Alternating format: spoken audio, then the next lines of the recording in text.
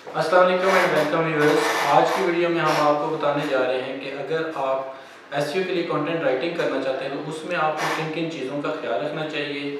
इस वीडियो में हम आपको बताएंगे कि आपको जो है कि एक कंटेंट के अंदर कितनी दफ़ा कीवर्ड को एडजस्ट करना चाहिए, कीवर्ड होता क्या है, और हम जो है ये एसईओ के लिए कंटेंट राइटिंग क्यों करते हैं।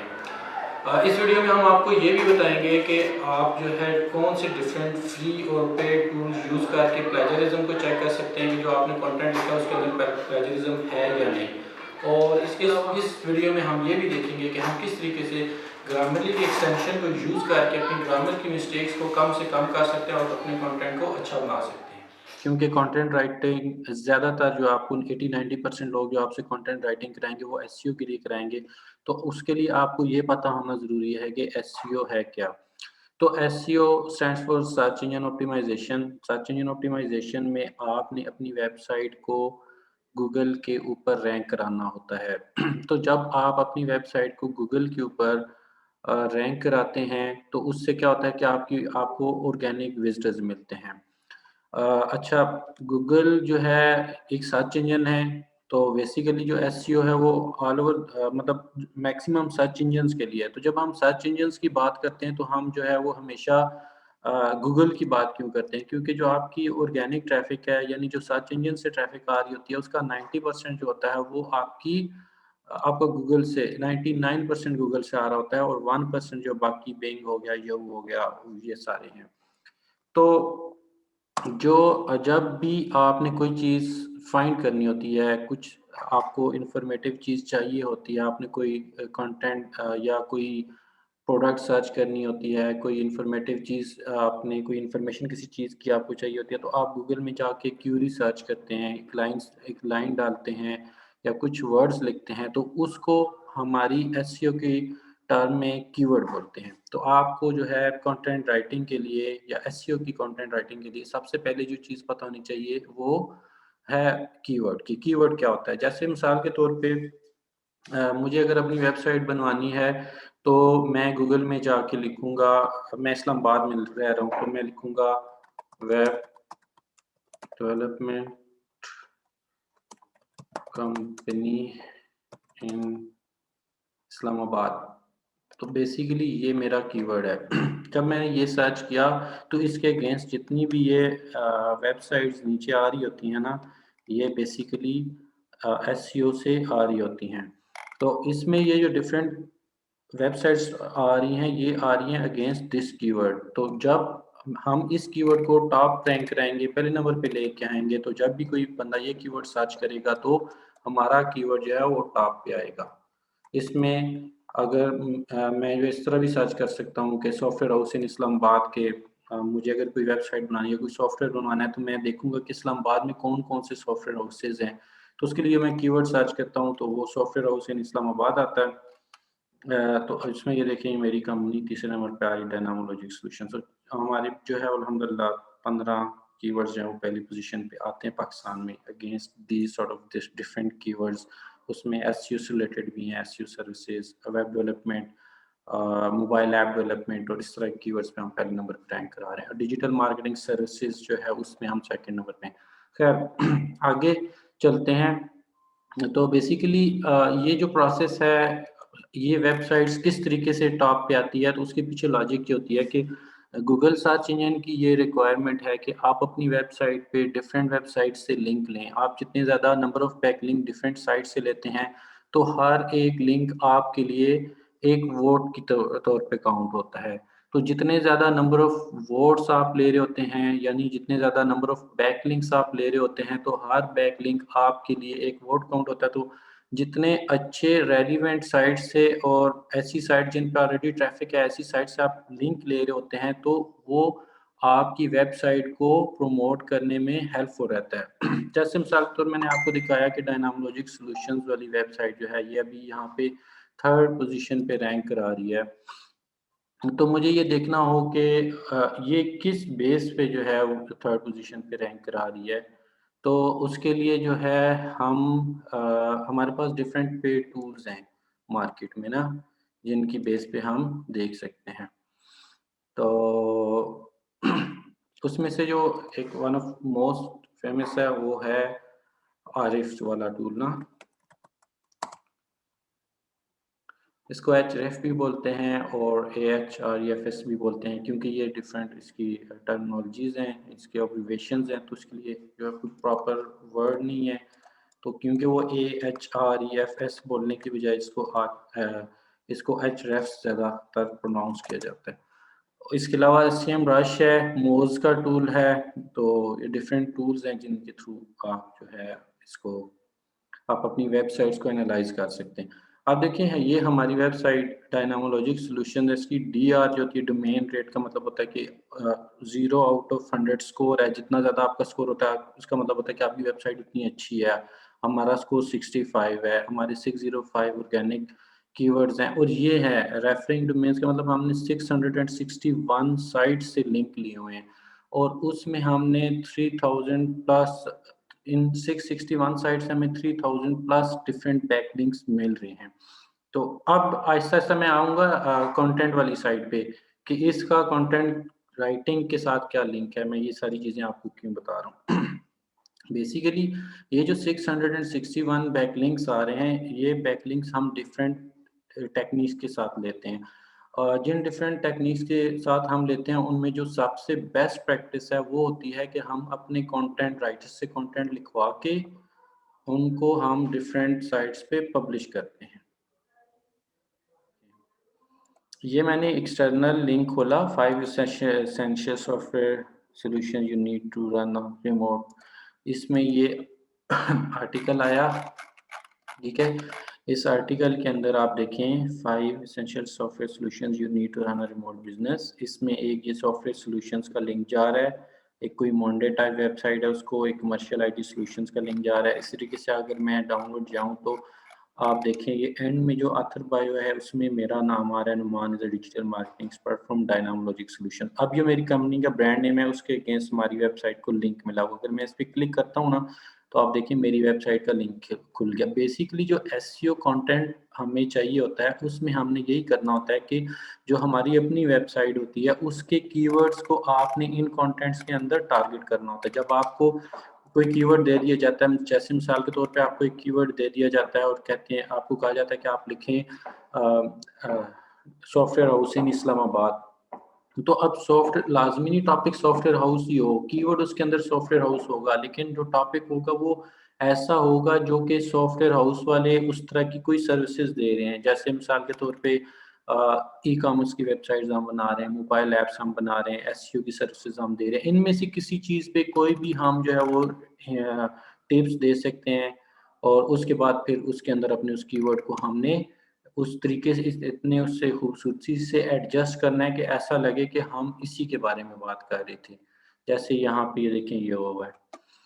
तो ये तो एक बैकलिंक की मैं आपको एग्ज़ाम्पल दे, मैं यहाँ से कोई भी और भी खोल सकता हूँ। जैसे कि मैं कोई रैंडम खोलूँगा, टॉप 100 वेब डेवलपमेंट कंपनीज़ इन पाकिस्तान, ये अप्रैल 2021 में कोई कंटेंट पब्लिश हुआ है। अच्छा, मैं यहाँ से कोई कीवर्ड देख के ना, जैसे इस कीवर्ड को डिजिटल मार्केटिंग वाले कीवर्ड को टारगेट किया गया इस कंटेंट के अंदर ना, हमारी वेबसाइट के डिजिटल मार्केटिंग वाले पेज को लिंक दिया गया। तो अब ये जो बेसिकली जो हमने बैकलिंक लिया है वो डिजिटल मार्केटिंग सर्विसेज वाले पेज के लिए डिजिटल मार्केटिंग वाले कीवर्ड से लिया है। लेकिन जो कंटेंट था उसका टॉपिक था how I created a personal development plan to change my life forever. थोड़ा-सा इसमें 100% रेलेवेंट टॉपिक नहीं है, लेकिन इसमें जो है उन्होंने फिर भी चीज़ों को उसके मुताबिक एडजस्ट करने की कोशिश की है। तो बेसिकली ये देखें डिजिटल इसने भी यहाँ पे लिंक जो लिया गया है वो हमारा अथर बायो से है। तो एक तो ये कि आपको ये आइडिया हो गया होगा कि जो हम बैक लिंक ले रहे होते हैं या जो कंटेंट राइटर्स कंटेंट लिख रही होती हैं, आपको ये आइडिया हो गया होगा कि उसका यूसेज क्या होता है। अच्छा, एक तो होते हैं ये हम एक्सटर्नल साइट से लिंक ले रहे होते हैं, वो एक्सटर्नल बैक लिंक्स है। एक हम इंटरनल लिंक्स भी लेते हैं। इंटरनल लिंक से ये होता है कि हमने जैसे ये कंटेंट लिखवाया और हमने अपनी वेबसाइट के ऊपर एक ब्लॉग बना होता है, उसके ऊपर पब्लिश करते हैं। इसके लिए हम एक टर्म भी यूज़ करते हैं ऑफिशियल ब्लॉग पोस्ट। अब उसमें हमने ये क्या किया कि देखिए डिजिटल मार्केटिंग सर्विसेज वाला जो हमारा पेज था, हमने उस इस को ना इस कीवर्ड को उस पेज से लिंक दे दिया। ये देखिए ये डिजिटल मार्केटिंग सर्विसेज वाला पेज है हमारा। तो इसको कहते हैं इंटरनल लिंकिंग। तो एक कंटेंट जो है हम अपनी इंटरनल लिंकिंग के लिए ऑफिशियल साइट्स पे पब्लिश कर रहे होते हैं, दूसरा कंटेंट हम जो है वो अपनी क्या नाम है इसका दूसरी वेबसाइट्स पे पब्लिश करा के उनसे लिंक ले रहे होते हैं। और वो लिंक कैसे पब्लिश कराते हैं वो एक लंबी कहानी है। उस प्रोसेस को कहते हैं गेस्ट पोस्ट। अगर आप लोग वो गेस्ट पोस्ट करने का तरीका सीख लें तो उसमें भी बहुत ज़्यादा पोटेंशियल है। You can earn a lot of money के आप जो है डिफरेंट गेस्ट ब्लॉगर्स या वेब मास्टर्स को ईमेल्स करें, उन्हें कहें कि हम आपकी वेबसाइट पे कंटेंट पब्लिश कराना चाह रहे हैं, उसके अगेंस्ट आप हमें एक लिंक दें हमारी वेबसाइट के लिए। तो अगर वो एग्री हो जाते हैं आपकी उनके साथ जो है वो टर्म्स एंड कंडीशंस कुछ सेट हो जाते हैं, तो आप डिफरेंट वेबसाइट्स को वहाँ से लिंक लेके देते हैं। तो उसके डिफरेंट रेट्स हैं, वो जो है वो थाउजेंड्स में जाते हैं और वो समटाइम जो अगर बहुत अच्छी वेबसाइट हो तो लाखों में भी एक-एक लिंक जाता है, लेकिन वो बहुत कम है। जितनी ज़्यादा अच्छी वेबसाइट है, जिस पे जितनी ज़्यादा अच्छी ट्रैफ़िक है, जिस वेबसाइट की अथॉरिटी बहुत अच्छी है, उससे अगर आप इस तरीके से इसे कॉन्टेक्चुअल लिंक कहते हैं, आप कंटेंट से जो ले रहे होते हैं, तो आप कॉन्टेंचुअल लिंक लेते हैं, तो उसकी आपको वैल्यू ज़्यादा होती है और उस वो आप एक्सपेंसिव सेल भी कर सकते हैं। और आप फेसबुक और डिफरेंट जगहों पे जाके देखें कि लोग गेस्ट पोस्ट सेल कर रहे होते हैं, तो उसके पीछे भी सारी यही लॉजिक होती है कि जितने ज़्यादा नंबर ऑफ आप लिंक लेते हैं, उतने ज़्यादा आपकी वेबसाइट जो है वो जल्दी ऊपर जाती है। Search engine point of view से ऊपर जाने से मुराद है रैंक होती है, उसके कीवर्ड पहली पोज़ीशंस में आते हैं, फिर उसको ऑर्गेनिक ट्रैफ़िक मिलती है, ऑर्गेनिक विज़िटर्स मिलते हैं। तो ये तो सारी स्टोरी हो गई एसईओ।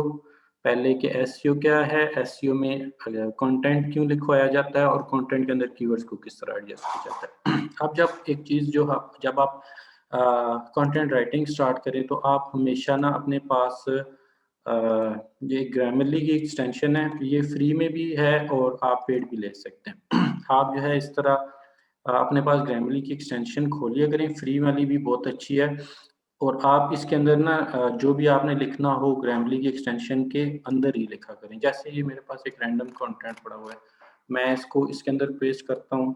अगर तो ये जिसने भी लिखा है, अगर इसने इसको ग्रामरली से चेक किया हुआ है, तो इसकी मिस्टेक्स कम होंगी। अदरवाइज़ ये देखें, ये आपको यहाँ पे मिस्टेक्स जो है वो हाइलाइट कर देते हैं। जैसे इन्होंने लिखा वी हैव डाइवर्स स्ट्रिंग, तो अब मैं इस पे क्लिक करूँगा तो ये कह रहा है कि आर डाइवर्स होगा। फिर सेम हेयर है लॉन्ग टर्म के दरमियान। छोटी-छोटी ये मिस्टेक्स हैं, ऑल्दो यहाँ पे इसने स्पेस नहीं दी हुई रेहान से पहले। तो लेकिन ये है कि ये बड़ी मिस्टेक्स भी काफ़ी ज़्यादा हाइलाइट करते हैं। अगर आप ये एक्सटेंशन अपने ब्राउज़र में यहाँ पे कर लें ना, तो आप कहीं भी ईमेल वगैरह कुछ भी लिखते हैं, उसमें अगर आपकी कोई ग्रामर की मिस्टेक है, कोई स्पेलिंग की मिस्टेक है, तो ये सॉफ्टवेयर आपको वहाँ पे उसी वक़्त जो है वो बता देता है कि यहाँ पे आप गलती कर रहे हैं। ठीक है? और इसमें देखिए ये 100% परफेक्ट नहीं होता। जैसे अब ये रेहान सर्विसेज़ ब्रांड का नाम है, तो उसके साथ ब्रांड के साथ जो है ना वो हैज़ लगता है और ये सर्विसेज़ है, तो ये सर्विसेज़ के पॉइंट ऑफ व्यू से कह रहा है कि इधर हैव होना चाहिए। क्योंकि ये ब्रांड नेम है, तो ब्रांड नेम जो है वो सिंगुलर होता है, तो उसके साथ तो हैज़ ही लगना है। तो इस वजह से ये हैज़ लगा हुआ है। तो यहाँ पे इन चीज़ों का आपने खुद से ख़्याल रखना है और ये कह रही है ऑफ नहीं होना चाहिए, तो हमने ख़त्म कर दिया। अब यहाँ पे इस टू का कह रहा है ये भी नहीं होना चाहिए और कि इससे पहले मतलब ये छोटी-छोटी चीज़ें हैं जो आप इसमें देख सकते हैं। मेंटेनेंस कंपनी होनी चाहिए। एक चीज़ और आपको इसमें क्लियर होगी। अब आप देखिए इस कंटेंट के अंदर ये जो वर्ड बोल्ड हुए हैं ना, ये बेसिकली इस कंटेंट के लिए कीवर्ड्स थे। Like home maintenance services in Dubai, maintenance company in Dubai, AC maintenance company in Dubai. ये तो ख़ैर कंटेंट ही कुछ और टाइप था, वेब टाइप था। ये डिफरेंट पैराग्राफ्स हैं फॉर डिफरेंट पेजेस। जैसे ये एसी वाला पेज है तो उसका कंटेंट है, ये प्लम्बिंग वाला पेज है तो उसका कंटेंट है। तो हर पेज के कंटेंट के अंदर जो उसके कोर कीवर्ड थे उसका उनको उन्होंने बोल्ड किया गया ताकि वो सर्च इंजन की रिक्वायरमेंट पूरी हो। तो अब आखिरी जो इसमें स्टेज है वो ये है कि आपने ये कंटेंट लिखना किस तरीके से होता है। कंटेंट लिखने का तरीका ये है कि जब भी आपको कोई टॉपिक मिलता है, जैसे लेट्स सपोज़ आपको एक टॉपिक मिलता है कि AC maintenance company in Dubai, ये कीवर्ड है, आपने इसके ऊपर कंटेंट लिखना है। तो आप इस पे कंटेंट किस तरह लिखेंगे? आप दुबई को ख़त्म करें। ये एक एग्ज़ाम्पल दे रहा हूँ, इस तरह की कई एग्ज़ाम्पल हो सकती हैं। एसी मेंटेनेंस कंपनी की जगह आप टिप्स कर दें, आप टिप्स कर लें या एसी मेंटेनेंस ब्लॉग कर दें आप, ब्लॉग करेंगे तो इससे रिलेटेड आपको बहुत ज़्यादा ब्लॉग्स मिल जाएँगे। ऐसे यूआरएल जिनके एंड में ब्लॉग आर होता है, आप उन सारे पेजेज़ को खोलें ना तो एसी मेंटेनेंस से रिलेटेड इतनी ज़्यादा पोस्ट लोगों ने लिखी हुई होंगी कि वो सारी की सारी पोस्ट उस ब्लॉग पेज से आ रही होंगी। जब किसी डोमेन के एंड पे ब्लॉग आके ख़त्म हो जाए ना तो इसका मतलब होता है कि ये वो ब्लॉग वाला पेज है जिसके अंदर उनकी सारी पोस्ट पड़ी हुई हैं। अब देखें what temperature should my air conditioning in जो भी है, for reason your AC is not cooling and how to fix. अब ये देखें ये यहाँ से मुझे आइडियाज़ मिल गए। लेट्स सपोज़ मैं कहता हूँ कि मुझे ये पसंद है, मैं इस पे लिख लेता हूँ। तो अब मैंने सेम टाइटल और चीज़ों को कॉपी नहीं करना, मैंने ये करना है इसमें 4 reasons your AC is not cooling and how to fix. मैं इसको 4 की जगह 6 भी कर सकता हूँ, 5 भी कर सकता हूँ, 10 भी कर सकता हूँ। अब अगर मैं ये इस पे लिखना चाह रहा हूँ ना तो इसको मैं अपने पास टाइटल रख लूँगा 5 reasons your AC is not cooling. और मैं थोड़ा-सा इसको घुमा के भी लिख सकता हूँ कि how to fix if your AC is not cooling, something like that. उसके बाद एंड में लिख सकता हूँ 5 रीज़न्स। अब रीज़न्स मुझे मिल गई, अब ऐसा नहीं है कि आपको ये एक टॉपिक मिल गया तो आपने सारा का सारा इसी को कॉपी पेस्ट करके इसी के ऊपर से कंटेंट लिखना है। अगर आप सारा का सारा एक ही सोर्स से उठाती हैं तो वो कंटेंट बहुत अच्छा नहीं होगा। उसका तरीका ये होगा कि आप अब सेम टॉपिक को गूगल के ऊपर सर्च करें और आप जो है ना, आपको इस तरह के ये देखें इसने 8 पॉसिबल रीज़न्स बताए हुए हैं। यहाँ पे किसी ने 5 रीज़न्स बताए होंगे, किसी ने 10 रीज़न्स बताए होंगे। आप 3-4 डिफरेंट सोर्सेज़ खोलें, हर सोर्स से थोड़ा-सा आइडिया लें। आइडिया लेना है, देखें कंटेंट नहीं लेना, आइडिया लेना है। जैसे ये कहता है डर्टी कॉइल्स है, तो आप थोड़ा-सा इसको पढ़ें ये इसमें क्या कह रहा है। इस पूरे के पूरे पैराग्राफ को अपनी वर्डिंग में थोड़ा-सा घुमा-फिरा के एक दफ़ा पढ़ के आइडिया लिया और फिर इसको अपनी वर्डिंग में टाइप कर दिया और बेशक हेडिंग आपने एक डर्टी कॉइल्स यहाँ से उठा ली। फिर आपने एक हेडिंग किसी इससे उठा ली, जैसे ये कह रहा है कि इम्प्रॉपर एसी यूनिट रिप्लेसमेंट। अब मैं एक ये रख लेता हूँ, इसको मैंने थोड़ा पढ़ा, स्टडी किया, इसमें मैं थीम लिया इस पैराग्राफ में वो क्या कहना चाह रहा है कि इसकी क्या रीज़न हो सकती है, फिर मैं उसको अपनी वर्डिंग में पूरा बना के लिखूँ।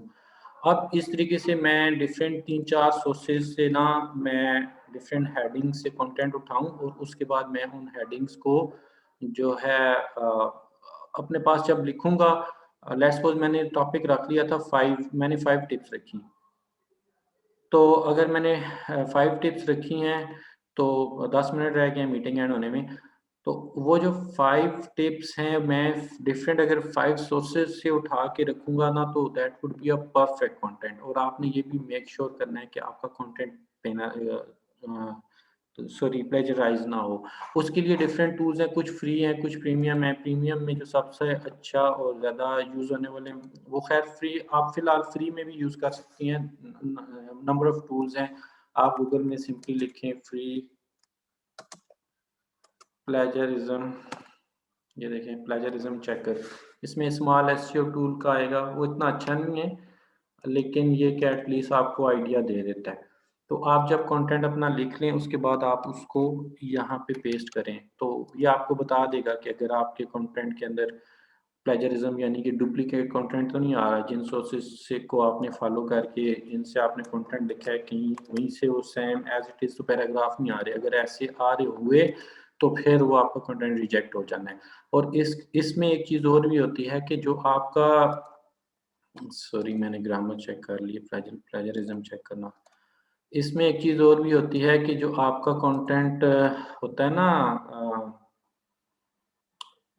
जो आप जिन कंपनीज़ के साथ काम करते हैं तो फिर वो आपकी कंपनीज़ आपको जो है उसमें पेड टूल्स देंगी, अच्छे वाले टूल्स देंगी। और कॉपीस्केप जो है वो बहुत ज़्यादा इन है, फिर इसके अलावा 2-3 और टूल्स हैं।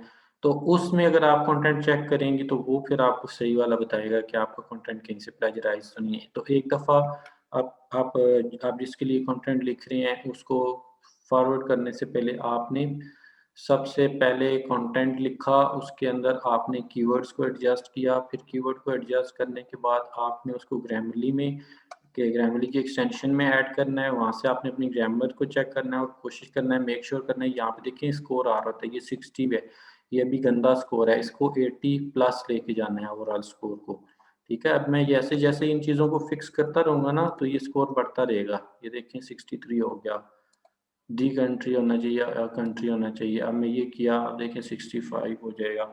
तो ये 1 से नहीं बढ़ा यहाँ पे, तो 2 से बढ़ जाएगा। तो मैं जितनी ज़्यादा मिस्टेक्स फिक्स करता रहूँगा, मेरा स्कोर बढ़ता रहेगा। तो यहाँ पे स्कोर 80 प्लस होना चाहिए। एक ये चीज़ देखनी है आपने। दूसरा आपने ये देखना है कि आपके किसी टूल के ऊपर, अब ये देखें, ये कंटेंट यूनिक है, यूनिक लिखा आ रहा है। अगर ये कहीं से प्लेजराइज़्ड होता ना, तो इसी सोर्स के अंदर हमें जो है वो बता देते कि आपका ये कंटेंट फलाँ जगह से, वो रेफरेंस लिंक भी दे देते कि गूगल के ऊपर ये फलाँ पोस्ट के अंदर कंटेंट पड़ा हुआ है। मैं उसका एक एग्ज़ाम्पल भी दे सकता हूँ कि आपको गूगल से ही किसी फ़ाइल से कंटेंट उठा के इस टूल में डालें, तो वो आपको पता चल जाएगा। तो इस तरह के बेशुमार टूल्स हैं जो फ्री वाले भी हैं। ये क्यूटेक्स वगैरह पेड हैं, कॉपीस्केप बहुत अच्छा है, पेड है। और और भी एक, अब तो काफ़ी ज़्यादा साइट्स आ गई हैं जो इस तरह की सर्विसेज़ दे रही हैं। तो ये आपने इसके बाद ये चेक करना है। और एक चीज़ और, जो आपकी जो कंटेंट होता है ना, इसके अंदर ये जो कीवर्ड होता है, ये इसको आप मैक्सिमम 2 या 3 दफ़ा ऐड किया करें। जो आपका 1000 वर्ड्स हो ना उसके अंदर, कुछ लोग होते हैं जो पुरानी बैड ब्लैक हैट एसईओ की प्रैक्टिस है, उसमें वो क्या करते थे कि वो कीवर्ड को बार-बार यूज़ कराते थे। हर लाइन में, हर पैराग्राफ में 20 दफ़ा, 30 दफ़ा, 50 दफ़ा।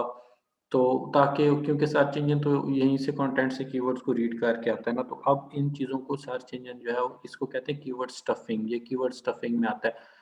ये नेगेटिव काउंट होता है। तो आपने कोशिश करनी है कि आपका कीवर्ड जो है वो सिर्फ़ 2 से 3 बार वेबसाइट के किसी भी कंटेंट के अंदर आ रहा हो। अगर वो 1000 वर्ड्स का कंटेंट है, तो वो रेशियो फिर आप खुद बना लें कितनी परसेंट बनती है।